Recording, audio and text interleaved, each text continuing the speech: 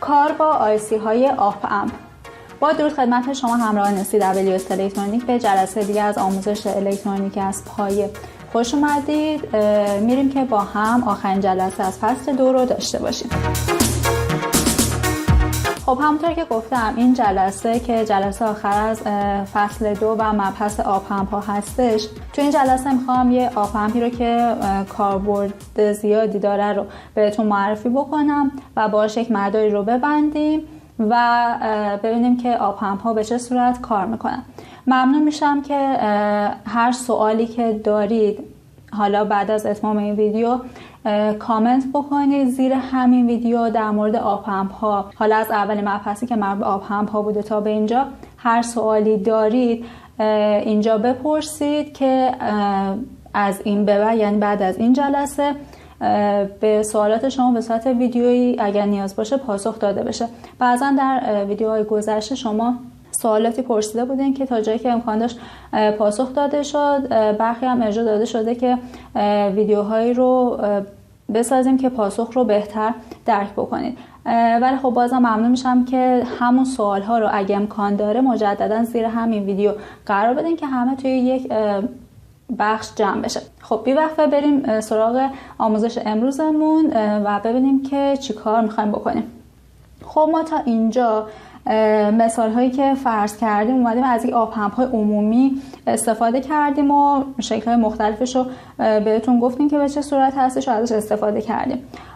وقتی که ما میخوایم خب مسلما بیایم همون مدارها رو بسازیم نیاز به خب آپ امپ واقعی داره و خب آپ امپ ها که یه جور آیسی هم هستن یا مدار مجتمع هستن خوشبختانه به وفور توی فروشگاه هستش که شما میتونید حال حضوری یا به صورت اینترنتی از فروشگاه ها خریداری بکنید و اونا رو تو مدار خودتون به کار ببرید که انواع مختلفی داره با قیمت های مختلفی برای ما عرضه میشه. یکی از محبوب ترین آیسی ها آپ امپ LM741 که حالا شماتیکش رو و خودش رو توی این تصویر مشاهده میکنید که توی یک پکیج استاندارد دیپ برای ما عرضه میشه که 8 تا پایه یا به اصطلاح 8 تا پین داره و میتونین در این شماتیک که در اینجا ملاحظه میکنید این اتصالات پینی که یک آپ امپ LM741 داره رو مشاهده بکنید. همطور که توی این شکل میبینیم پین شماره 1 یا پایه 1 به این صورت مشخص میشه. دیگه نامگذاری پایه ها رو انقدر گفتم حتما دیگه مسلط شدید، دیگه نیاز نیست بگم که چرا از این سمت داره نامگذاری میشه. پایه شماره 2 در اینجا ورودی وی منفی هستش، پایه 3 ورودی وی مثبت هستش یعنی معکوس و غیر معکوس هستش. شماره 4 در اینجا پای پاورمون یا منفی وی هستش. 5 رو مشخص کرده. 6 هم ولتاژ خروجی هست، همون آوتپوتمون هستش. 7 هم مربوط به مثبت وی پاور یا منبع تغذیه‌مون هستش و این هم پایه شماره 8. حالا ما میتونیم علاوه بر این آپ امپی که در اینجا وجود داره بیایم از یه آیسی های آپ امپ دیگه که اومدن دوباره چند تا آپ امپ رو کنار هم قرار دادن و یه پکیج واحدی رو برای ما اومدن ساختن. یکی از متداول ترین اون پکیج ها که اومده چند تا آپ امپ رو کنار هم قرار داده آپ امپ LM324 هستش که در اینجا شما ملاحظه میکنین که این آپ امپ هستش و این زایده رو شما اینجا ملاحظه میکنین که از این قسمت ما میایم میشماریم پایه ها رو. حالا روش هم اگر بتونم اطلاعاتش رو برای شما نمایش بدم میبینین که به این صورت هستش آپ امپ LM324 که این آپ امپ در اینجا اومده 4 تا آپ امپ رو توی خودش قرار داده و 14 تا پین رو شامل میشه که دوباره من میارم اینجا ببینین که 14 تا پین رو در اینجا ما در مورد این آیسی آپ امپ داریم. حالا برخلاف آپ امپ LM741 این آپ امپ یعنی آپ امپ LM324 از آپ امپ های تک منبع تغذیه من استفاده میکنن. یعنی چی؟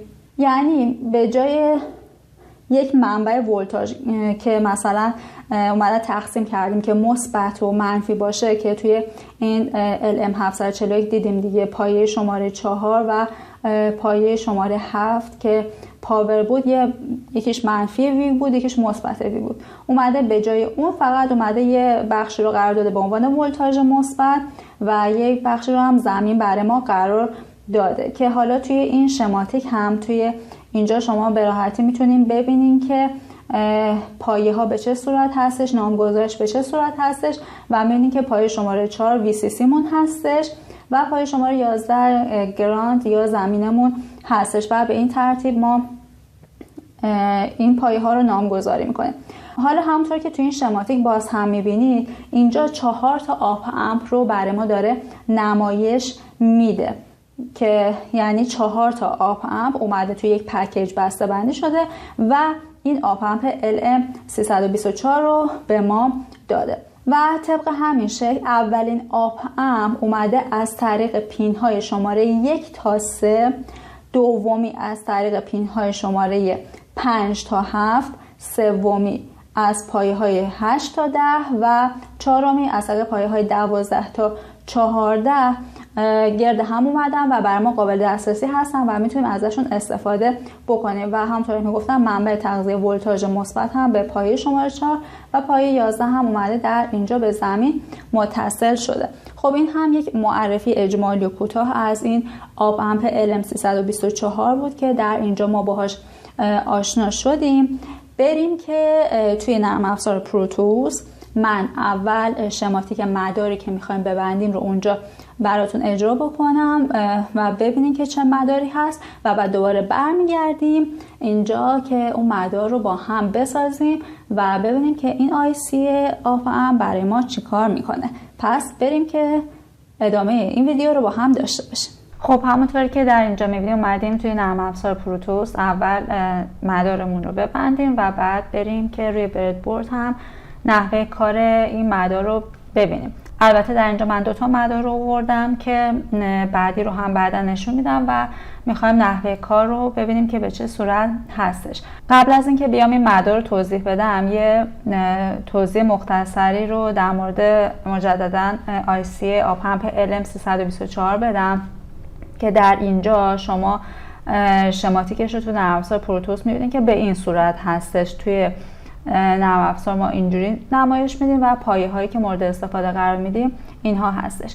یکی از کاربردهایی که آپ امپ LM324 داره توی مدارهای ربات هستش که توی این مدارها ما از آپ امپ میایم به عنوان یک مقایسه کننده ولتاژ استفاده میکنیم. معمولا پایه مادون قرمز یا LDR رو میاد به یکی از ورودی‌های مقایسه کننده اعمال میکنه و ولتاژ مرجع رو میاد به یه ورودی دیگه اون متصل میکنه تا مثلا ما خروجی عدد 0 یا 1 منطقی رو که حاصل از این مقایسه هست و وضعیت سنسور رو نشون میده برای ما آشکار کنه که منظور از 0 و 1 منطقی همون خروجی مد نظر ما هستش که بر اساس اون ورودی میاد به ما اون خروجی رو نشون میده. که حالا توی مدار بعدی من میام از سنسور مادون قرمز استفاده میکنم. در اینجا شما یک مدار خیلی ساده رو ملاحظه میکنید که این یک LM324 هستش و در اینجا من یک پتانسیومتر رو که مقدار حالا 1 کیلو اوم رو مشاهده میکنید در اینجا بهش متصل کردم. نحوه کار کلا آپ امپی که در اینجا داریم استفاده میکنیم یا کلا آپ امپ ها به این صورته که اگه ولتاژ رو ما بیایم به پایه مثبت آپ امپ اعمال بکنیم، ببینید در اینجا پایه شماره 3 پایه مثبت آپ امپ هستش. اگه ولتاژی به پایه مثبت آپ امپ اعمال بشه از ولتاژ مرجعی که اومده به پایه منفی در اینجا اعمال شده بیاد بیشتر باشه، خروجی آپ امپ ما 1 منطقی رو میده. یعنی اگر من بیام در اینجا اگر این VCC که هست شما مثلا 5 ولت قرار داده باشم، اگه این 5 ولت از این یعنی ولتاژ 5 ولت از این ولتاژی که به پایه منفی اعمال شده بیشتر باشه، به من خروجی 1 منطقی یا همون 5 ولت رو میده. البته دقیقا همون 5 ولت نیست، نزدیک به 5 ولت هستش. اما اگه کمتر باشه، یعنی این VCC که در اینجا ملاحظه میکنید بیاد کمتر از این VCC که در اینجا به پایه 2 اعمال شده باشه، میاد به ما 0 منطقی یا 0 ولت رو به عنوان خروجی میده و بالعکس این قضیه هم صادق هستش. در اینجا من اومدم از این پتانسیومتر استفاده کردم که بیام ولتاژ رو تغییر بدم که نحوه عملکرد آب پمپ رو بتونیم مشاهده بکنیم که به چه صورت هستش. در مورد این پایه های 4 و 11 که اینجا شما ملاحظه میکنید، میتونم اینجوری بگم که وقتی شرایط در آب پمپ برقرار باشه، یعنی مقدار ولتاژی که داریم به پایه مثبت اعمال میکنیم از مقدار ولتاژی که داره به پایه منفی اعمال میشه بیشتر باشه، در خروجی آب پمپ مقداری رو میبینیم که اومده به پایه شماره 4 متصل شده. مثلا اگر من در اینجا همونطور که میبینی پایه شماره 4 رو اومده باشم به 5 ولت متصل کرده باشم، ببینیم پایه شماره 4 در اینجا اومده به VCC 5 ولت متصل شده. در صورت برقراری این شرط در خروجی من مقدار نزدیک 5 ولت رو میام میبینم. اگه کمتر باشه، یعنی ولتاژ پایه مثبت ما کمتر از ولتاژ اعمالی به پایه منفی باشه، ما در خروجی ولتاژ رو میبینیم که به پایه 11 در اینجا اعمال شده. یعنی اگر در اینجا من 11 رو به زمین متصل کرده باشم، ببینید در اینجا در خروجی یعنی هم پایه 1 پایه که ما در اینجا پایه خروجی هستش 0 ولت رو خواهیم داشت. حالا در اینجا برای این که ما ببینیم که خروجی ها به چه صورت هستش، اومدیم از ولتمتر DC استفاده کردیم که این ولتاژ رو بیاد به ما نشون بده. این پایه شماره 2 رو در اینجا اگه دقت کنید من 3 ولت در نظر گرفتم و تنظیم کردم و در اینجا هم برای 4 اومدم 5 ولت رو در نظر گرفتم. حالا این که چرا این دو رو اینجوری در نظر گرفتم، یعنی اومدم در اینجا به پایه شماره 2 یه ولتاژی رو اعمال کردم، این رو قبل از اینکه این مدار رو به این صورت ببندیم اومدیم یک محاسباتی انجام دادیم روی هر مدار و این مقادیر رو اومدم اعمال کردم. توی این جلسه نمی گنجه که اینو بگم. من جلسه بعد میام اینکه چطور حالا اومدم این ولتاژ رو انتخاب کردم رو توی اون ویدیو میگم، چون این ویدیو قرار بود که من بیام مدار رو توضیح بدم که به چه صورت هستش، بنابراین نحوه این که چطوری اینو انتخاب کردم به ویدیو بعدی موکول میکنم که اونجا بیشتر حالت محاسبات و تئوری و توضیح خود این مدار باشه. خب حالا من این مدار رو ران میکنم، به این صورت مدار رو ران میکنم. مدار رو که ران میکنم ببینید الان به این قسمت، یعنی این ولتمتر من اومده به پایه شماره 3 متصل شده، بخش مثبتش یعنی میخواد خروجی این 3 رو ببینیم که به چه صورت هستش و بخش منفیش هم به زمین متصل شده و ولتمتر بعدی خروجی ما هستش که میبینیم که به پایه شماره 1 و زمین متصل شده. حالا اینجا من گفتم اومدم پتانسیومتر استفاده کردم که بیایم این مقاومت رو وقتی تغییر میدیم ولتاژ خروجی ما هم تغییر میکنه. اگر من این رو افزایش بدم، شما به خروجی اینجا دقت بکنید، ببین چه تغییری میکنه. در زمان ورودی، حالا بذارید من مجددا بیارم روی همون 50% قرار بدم، ببینید در اینجا مثبت 2.5 ولت رو داره نشون میده و در اینجا همون میتونیم بگیم 0 ولت رو داره نشون میده. من این مقدار رو از اینجا افزایش میدم، یعنی میخوام مقاومت رو افزایش بدم. ببینید مقاومت که افزایش پیدا میکنه اینجا این ولتاژی که به پایه شماره 3 هم هستش اینجا افزایش داره پیدا میکنه، ولی اینجا همچنان هم حدود 0 هستش. چرا؟ چون پایه شماره 2 در اینجا 3 ولت من تعریف کرده بودم و این پایه شماره 3 ببینید 2.9 ولت، یعنی از این 3 ولت همچنان کمتره، بنابراین خروجی 0 رو داره به من نشون میده. این مقاومت رو به این ترتیب افزایش میدم. ببینید اینجا به 3 ولت که میرسه، یعنی 60% این مقاومت رو که من دارم استفاده میکنم اینجا به 3 ولت رسید و در این قسمت هم میدین به یک باره اومد به من 3.9 ولت رو داره در خروجی نشون میده که همون حدود 4 یا نزدیک به 5 ولت هستش که اگر من این رو افزایش بدم ببینید اینجا ولتاژی که داره به پایه شماره 3 اعمال میشه بیشتر از ولتاژ شماره 2 هستش و خروجی که دارم میبینم به یک منطقه یا همون 5 ولتی که در اینجا داره اعمال میشه داره نزدیک میشه. یعنی من هرچه این مقدار رو افزایش بدم، ببینید تا یه حدودی افزایش پیدا میکنه و در اینجا بیشتر از 4.2 ولت دیگه به من نشون نمیده. یعنی بالاخره خب این وسط ما اتلافی رو هم داریم و ببینید هرچه این مقاومت داره افزایش پیدا میکنه، این ولتاژ ورودی که به پای شماره 3 داره اعمال میشه افزایش پیدا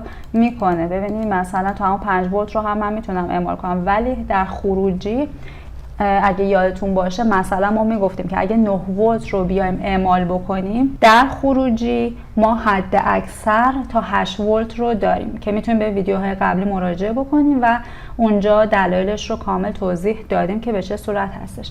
خب این از این مورد. و حالا اگه بخوایم مثلا مجددا نشون بدیم که وقتی که ولتاژی که به پای مثبت داره اعمال میشه کمتر از اینکه به پای منفی داره اعمال میشه باشه، خروجی ما صفر منطقی هستش.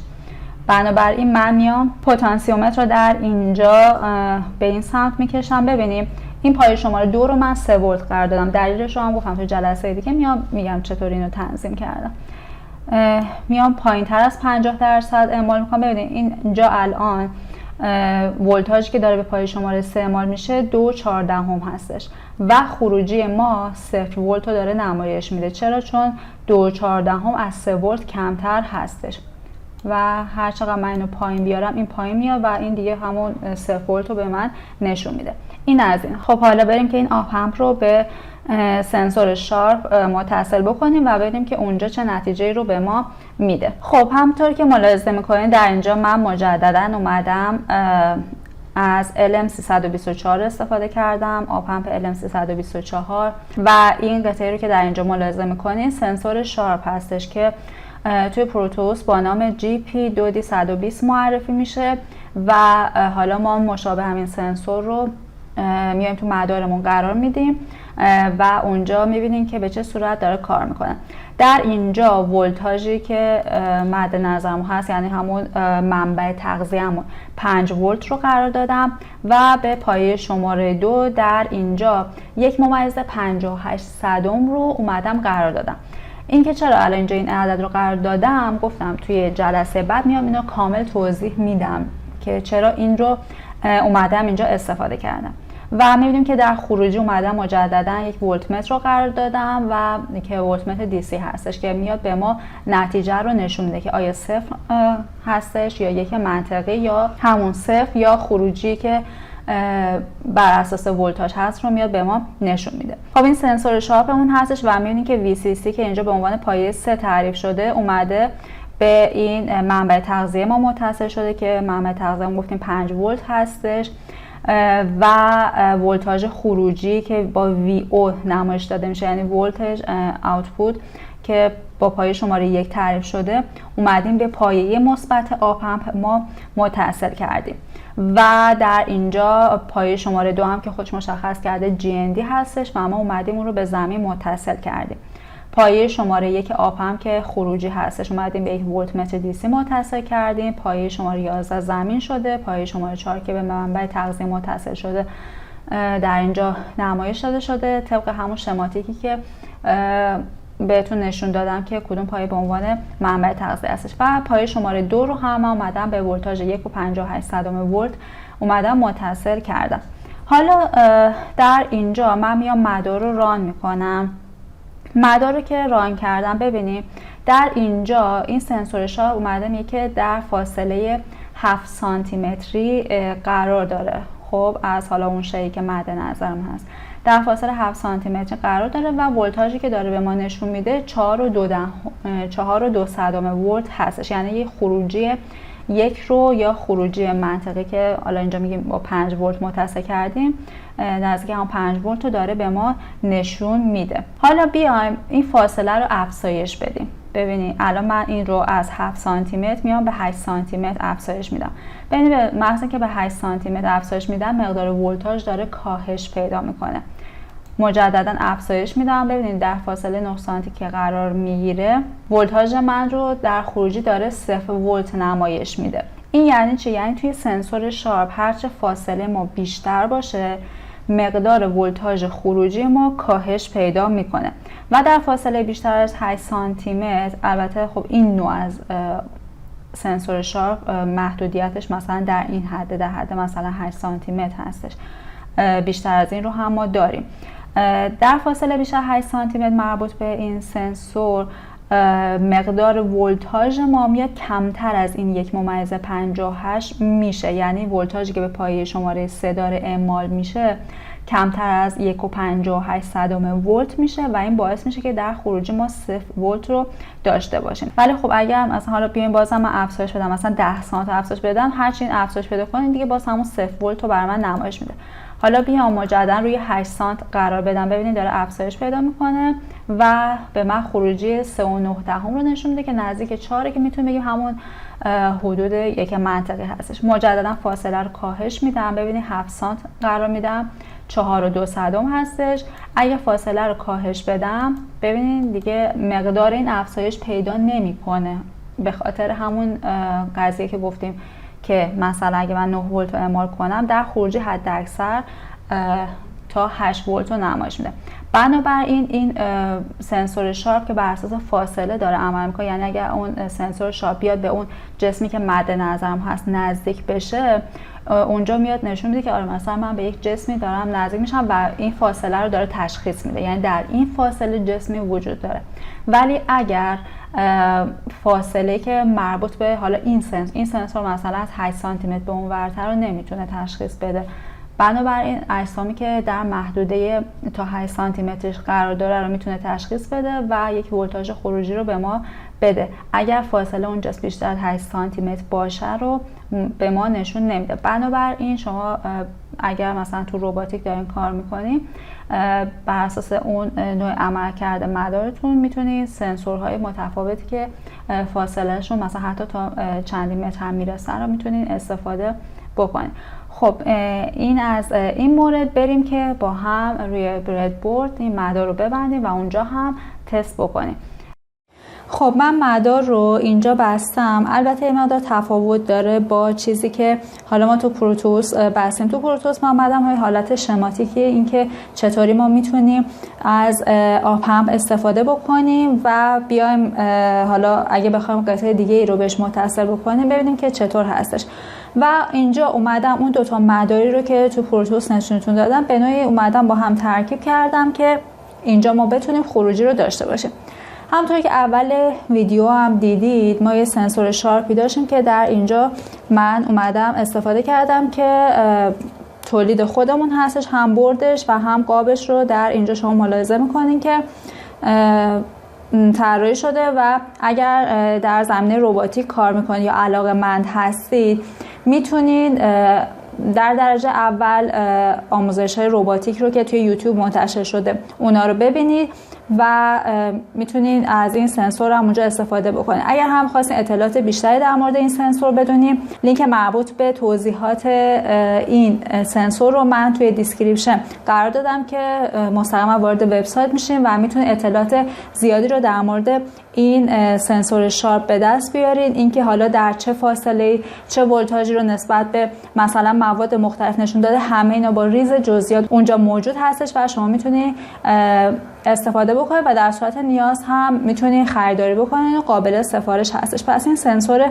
شارپ ما هستش که در اینجا من قرار دادم. اگر میخوایم بدونید که چی هستش، چطوری کار میکنه و کاربردش دقیقاً چی هستش، تو همون لینک همه توضیحات داده شده، میتونید خیلی راحت مراجعه بکنید و استفاده بکنید. خب حالا بریم ببینیم که این مدار چطوری بستیم. ببینیم در اینجا این همون آب پمپمون هستش که ملاحظه میکنید. خب این آب پمپ رو من در اینجا قرار دادم و پایه هاش رو هم که دیگه میدونین که به چه صورت هستش. در اینجا اگر خاطرتون باشه ما پایه 1 رو تو پروتوس خروجی اومدیم تعریف کردیم که در اینجا من برای اینکه وقت گرفته نشه از قبل اومدم این مدار رو بستم. حالا شماتیکش رو هم توی این ویدیو در انتها قرار میدم، میتونید اونجا ببینیم، ولی توضیحاتش رو اینجا میدم. ببینید به پایه شماره 1 در اینجا من اومدم خروجی رو این بار به یه LED متصل کردم که بیاد به من نشون بده که این خروجی به چه صورت هستش، که آیا من خروجی دارم یا نه، و با روشن و خاموش شدن میاد به من این رو نشون میده. پس پایه شماره 1 آپ امپ آیسیمون در اینجا به یک LED متصل شده. من سمت چپ این بردبورد رو در اینجا بخش منفی گرفتم و سمت راست رو بخش مثبت در نظر گرفتم و بنابراین در اینجا پایه آنود LED اومده به پایه شماره 1 این آپ امپ متصل شده و کاتود هم بخش منفی رو شامل میشه و متصل شده. من سعی میکنم توی زاویه بگیرم که بتونید شما خوب این مدار رو ببینید. این مولتی متر اجازه نمیده فعلا، حالا بعدا باش کار داریم به این صورت. خب قسمت بعدی مدار ببینیم. من گفتم که این سمت رو اومدم منفی در نظر گرفتم و این سمت رو مثبت در نظر گرفتم. طبق چیزی که حالا تو پروتوس هم دیدیم و اینجا هم صادق هستش، پای شماره 11 رو ما میمدیم به گراند یا زمین متصل میکردیم که در اینجا این سیم قهوه‌ای هستش که ملاحظه میکنید در اینجا اومده به بخش منفی متصل شده. بعد در اینجا پایه شماره 4 مربوط به این آپ امپ به بخش مثبت متصل شده، یعنی به VCC متصل شده. در اینجا این سنسور شارپی که من دارم استفاده میکنم، قبل از که حالا ادامه مدار رو توضیح بدم، این سنسور شارپی که در اینجا من دارم استفاده میکنم، این ولتاژ کارش 3.3 هستش و حالا ما تو نرم افزار 5 ولت رو اومدیم در نظر گرفتیم. بسته به اینکه حالا شما چه سنسور شارپی رو استفاده میکنید یا چه سنسور دیگه ای رو استفاده میکنید، خب ولتاژ کاریش رو میتونید به دست بیارید. در اینجا این سنسور ولتاژ کارش 3.3 هستش. خب بنابراین من VCC رو با استفاده از منبع تغذیه که میام به این مدار متصل میکنم روی 3.3 در نظر میگیرم، یا شما میتونید یک باتری رو استفاده کنید که 3 ولت باشه. خب بنابراین این از ولتاژ کاری که در اینجا من استفاده کردم، یعنی به بخش مثبت این مدار من میام ولتاژ حداکثر 3.3 ولت رو اعمال میکنم. گفتم شما میتونید از این باتری 3 ولتی هم استفاده بکنید. خب بریم ادامه. تا اینجا بودیم که پایه شماره 4 این آپ امپ ما به بخش مثبت متصل میشه و 3.3 هستش. بخش بعدی در اینجا پایه شماره 2 هستش. پایه شماره 2 در اینجا من اومدم از یک پتانسیومتر استفاده کردم تا بتونم این ولتاژ مرجع رو تغییر بدم که بتونم اون فاصله که مد نظرم هست رو حساسیتش رو تنظیم بکنم. زمانی که اون حساسیت مورد نظر من تنظیم شد، به جای این پتانسیومتر دیگه میتونیم مقدار مقاومتی رو که داره به دست بیاریم و دیگه مقاومت قرار بدیم، نیاز نیست پتانسیومتر قرار بدیم. حالا من در اینجا از یک پتانسیومتر 2 کیلو اومی استفاده کردم، ولی بهتر هستش که مثلا برای این مدار 500 اومی رو داشته باشین که خروجی بهتر بگیره، چون 2 کیلو اوم برای مدار یه مقدار زیاده و خیلی باید با حساسیت بالا این ولومش رو جابجا بکنیم که بتونیم خروجی که مد نظرم هست رو داشته باشه. در اینجا پایه شماره 2 IC ببینیم با سیم سبز اومده به این پتانسیومتر پایه وسطش متصل شده. پس در اینجا به طور کامل داریم مشاهده میکنیم پایه شماره 2 IC به پایه وسط پتانسیومتر متصل شده. بعد از اون یکی از پایه های این پتانسیومتر در اینجا این پایه با سیم مشکی اومده به منفی متصل شده و اون یکی پایه پتانسیومتر در اینجا با سیم نارنجی اومده به بخش مثبت متصل شده. این تا به اینجا یعنی پایه 1 2 4 و 11 رو در اینجا من اومدم گفتم که به چه قسمت هایی اومده متصل شده. حالا این سنسور شارپ من در اینجا به کجا متصل شده؟ شما یه خاطرتون باشه یه قسمت LDR ما یا این سنسور شارپ ما می اومد به VCC متصل شده. در اینجا سیم قرمز رنگ اومده به بخش مثبت متصل شده. این از این. بعد پایه شماره 3 اومده بود به V out متصل شده بود. پایه شماره 3 مربوط به این IC در اینجا میبینید این پایه شماره 3 هستش و این سیم زرد رو که در اینجا ملاحظه میکنید اومده در اینجا میبینیم که مربوط به این سنسور شارپ هستش، یعنی این سیم زرد میاد وی اوت ما هستش. در اینجا به این شماتیکش کامل توی اون لینکی که براتون گفتم کامل موجود هستش، میتونید بر اساس این رنگ بندی اونجا هم ببینید که به چه صورت هستش. این سیم زرد به پایه شماره 3 متصل شده و سیم مشکی هم همونطور که از رنگش مشخص هستش میاد به قسمت منفی متصل میشه. ببینید در اینجا من گفتم پایه شماره 11 زمین شده و با سیم قهوه‌ای مشخص کردم. از طرفی در اینجا هم میام این سیم مشکی مربوط به این سنسور شارپ رو اومدم زمین کردم. چون این سوکت هایی که در اینجا مربوط به سنسور شارپ هستش، خب سرش رو خب روکش روش رو برداشتم و برای اینکه خیلی بهتر بیاد روی مدار بشینه من اومدم ببینید این رو چون قرار بوده به منفی متصل شده دیگه، این دوتا رو اومدم توی نقطه قرار دادم و با استفاده از سیم جامپر که ببینید پای شماره 11 اومده به زمین متصل شده، اون سیم مشکی رو هم اومدم به این قسمت متصل کردم که هم نگهش داره و همین قسمت هم بیاد منفی رو شامل بشه. این از این مورد. همین کار رو هم ببینید با سیم قرمز کردم، یعنی پای شماره 4 که قرار بوده بیاد به VCC متصل بشه اومده شده، یعنی به اون 3.3 ولت در اینجا متصل شده و سیم قرمز که این هم مربوط به سنسور شارپ هستش و VCC هستش و باید به 3.3 ولت وصل بشه رو هم اومدم دوتاشو توی حفره قرار دادم که هم این سیم سفت باشه در اینجا و تکون نخوره و هم به این ولتاژ متصل بمونه. شما میتونید بیای مثلا اینجاها اون رو قرار بدین، ولی خب من برای اینکه حالا تکون نخوره، چون این سنسورها بالاخره توی مدار قرار میگیره لحیم میشه و من چون اینجا لحیم نکردم و نیاز به لحیم کار ندارم چون رو برد بورد هستش، به این ترتیب دوتا رو اومدم توی یه حفره در اینجا قرار دادم و به این ترتیب اون مقصودی که مد نظرم هستش رو به دست آوردم. این تا به اینجا و در اینجا هم یک مقاومت 10 کیلو اوهمی رو هم برای اینکه این مدار من بتونه به خوبی کار بکنه اومدم به پایه شماره 3 این آپ ام، ببینید در اینجا که این سنسور شارپ من هم متصل هست، اومدم یه سرش رو به پایه شماره 3 متصل کردم و سر دیگهش اومدم زمین قرار دادم به این ترتیب. خب و در اینجا این مدار من کامل شده. حالا این سیمای دیگه چیه؟ این سیم آبی رنگ رو من قرار به مولتیمت متصل بکنم. یکی این سیم هستش، یکی هم این سیم مشکی که در اینجا هستش. اینا رو میام به مولتیمت وصل میکنم که بیاد ولتاژی رو که این پایه 2 داره وارد میکنه رو به من نشون بده. این از این سیم نارنجی و قهوه‌ای هم در اینجا که میاد به منبع تغذیه‌مون متصل میشه. بنابراین این از اتصالات که حالا من در اینجا میام اونها رو براتون وصل میکنم که بهتر متوجه بشه. امیدوارم که اینجا اتصالات رو متوجه شده باشین. حالا من شماتیکش رو هم قرار میدم که خیلی بهتر این رو متوجه بشه. ببینید پراپ قرمز مربوط به مولتیمت رو در اینجا من با استفاده از سوسماری اومدم به این سیم که گفتم به پایه شماره 2 آیسی متصله میام در اینجا اتصال میدم که بیایم ببینیم که ولتاژمون چه چیزی هستش.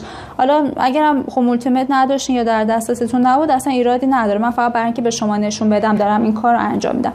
و بعد پراپ مشکی رو هم که در اینجا ملاحظه میکنی این رو هم میام به این سمت وصل میکنم و مولتیمت رو در اینجا روی ولتاژ DC میام قرار میدم. خب این زاویه به نظر مناسب هستش. حالا چون خاموش شده من فعلا دوباره آفش میکنم، بعدا روشن میکنم.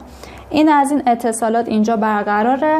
بعد حالا برای منبع تغذیه در اینجا پراپ قرمز رو میام به این قسمت متصل میکنم و پراپ مشکی یا زمین رو هم میام به این قسمت متصل میکنم به این ترتیب.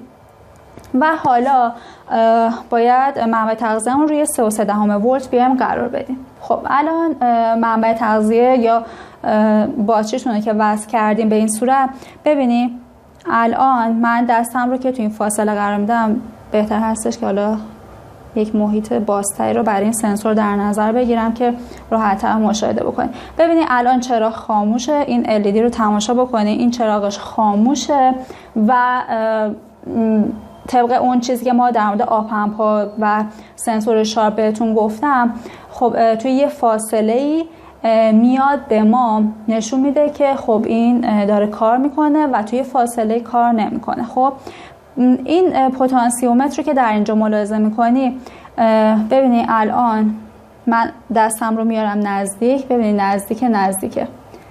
الان این دقت بکنید LED روشنه، فاصله میدم دستم رو، ببینید در این فاصله LED خاموش شد.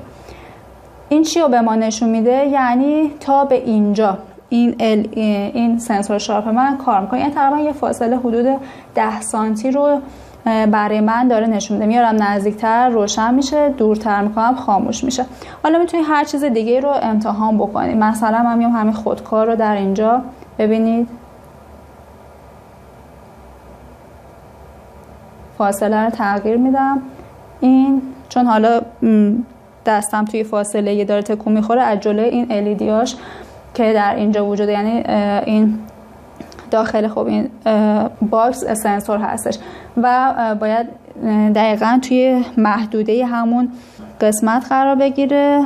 چون من مثلا بالاتر بیارم، ببینید توی اون قسمت نیست، توی همین محدوده باید باشه و در این فاصله ببینید خاموش میشه. حالا ممکنه میگم نسبت به مواد مختلف فاصله متفاوتی رو بیاد برای ما نشون بده. همه اینا با ریز جزئیات توی اون لینک هستش، میتونید مشاهده بکنید. خب حالا با پتانسیومتر، حالا اول بیایم توی مولتیمتر هم ببینیم که ولتاژی که الان داریم به پایه شماره 2 میدیم چقدر هستش در حالت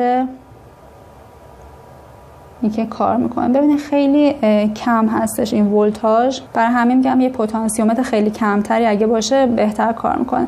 ببینید الان من اگه بیام این رو مقاومتش رو خیلی بیارم پایین، ببینید کلا اصلا روشن موند. فقط حالا میام این مقاومت رو افزایش میدم، ببینید با افزایش مقاومت ولتاژ هم در اینجا افزایش پیدا کرده و من ببینید اصلا دیگه کاری نمیکنه که بخواد به من نشون بده. بنابراین ببینید الان تو این فاصله، ببینید تو این فاصله کم کار میکنه، یعنی تا اینجا کار میکنه. بعد مثلا من میام اینجا دیگه تشخیص نمیده. یعنی با تغییر این ولتاژ ها من میتونم، یعنی با تغییر این مقدار مقاومتی که در اینجا دارم، میام حساسیت مربوط به این سنسور رو تغییر میدم و یک فاصله رو براش در نظر میگیرم. ببینیم مثلا ولتاژ رو باز بیشتر کنم، برای اینجا کار نمیکنه. پس به این ترتیب ما با تغییر این پتانسیومتر میتونیم این مسیر رو تغییر بدیم. البته این نکته رو هم اینجا بگم، بعضا برخی از این آب پمپ هایی که در اینجا وجود داره میاد یه مقدار معکوس کار میکنه. ببینید مثلا ما اومدیم یه فاصله تنظیم کردیم و دستم هم مثلا اون فاصله 10 سانتی متر اومد و LED روشن شد. حالا ممکنه مثلا بعضی آب پمپ ها با اینکه شمارهشون یکسان هستش میاد برعکس کار میکنه، یعنی کلا روشن میمونه اون LED و وقتی که به اون فاصله‌ای که تشخیص میده اون جسم میرسه یا این سنسور شارپ میرسه به اون جسم خاموش میشه. مهم عملکرد هستش، اینکه به چه صورت عمل میکنه که در اینجا این مدار اومد به ما نشون داد و دیدیم که میتونیم با استفاده از آب پمپ در اینجا ما بیایم یک مدار مربوط به تشخیص فاصله رو بیایم بسازیم. حالا اگر باز هم خیلی خواستین دقیق‌تر بدونین که به چه صورت این سنسور کار میکنه، هم میتونید وارد لینک بشین که در بخش توضیحات قرار میدم، لینک سایت هستش و میتونید حالا این سنسور هم تهیه بکنید یا اطلاعاتتون رو ببرین بالاتر در مورد این سنسور، یا میتونید آموزش‌های مربوط به روباتیک که توی همین کانال هم هست میتونید اونو دنبال بکنید. در غیر این صورت اگر تمایل داشتید میتونید این دوره رو که مربوط به روباتیک هستش رو از وبسایت ما خریداری بکنید. این از این مورد و به این ترتیب ما تونستیم این مدار رو در اینجا با استفاده از یک آب پمپ LM324 ببندیم. این جلسه مربوط به آپم به اتمام رسید و همونطور که گفتم جلسه آخر بود و حالا تو جلسه بعد به عنوان یه پرانتز بازی میام بهتون گفته بودم که اون ولتاژ کاری پای 2 رو چطور تنظیم کنم، اون رو هم میام بهتون در جلسه آینده میگم. ولی هر سوالی مربوط به آپمپ ها داشتید یا حتی جلسات گذشته داشتید، ممنون میشم زیر همین پست کامنت بکنید. هر سوالی هم که مربوط به این ویدیو داشتین که احتمال زیاد سوالاتی براتون پیش میاد، حتما زیر این پست سوالتون رو بپرسین که بیام چه به صورت ویدیویی یا چه در کامنت ها پاسختون رو بدم و بتونیم این بخش رو به اتمام برسونیم. ممنون از همراهی شما تا به اینجا. مرسی که تا اینجا همراه من بودید. ممنون میشم که این ویدیو رو لایک کنید، کانال تلگرام ما رو دنبال بکنید، پیج اینستاگرام ما مجددا فعال شد و شما میتونید از این آدرس که چه در اینجا و چه در بخش دیسکریپشن مشاهده میکنید این پیج رو فالو بکنید و لینک حامی باش رو هم براتون قرار میدم و ممنون میشم که هر چقدر که فکر میکنید که این ویدیوها و این کانال بهتون کمک میکنه حامی ما باشین که بتونیم هم ویدیوهای بیشتری رو براتون قرار بدیم و هم محصولاتی رو که مربوط به خودمون هست رو تولید بکنیم و شما هم در این محصولات شریک باشین. ممنون از همراهی شما. تا ویدیوی آینده، خدا نگهدار.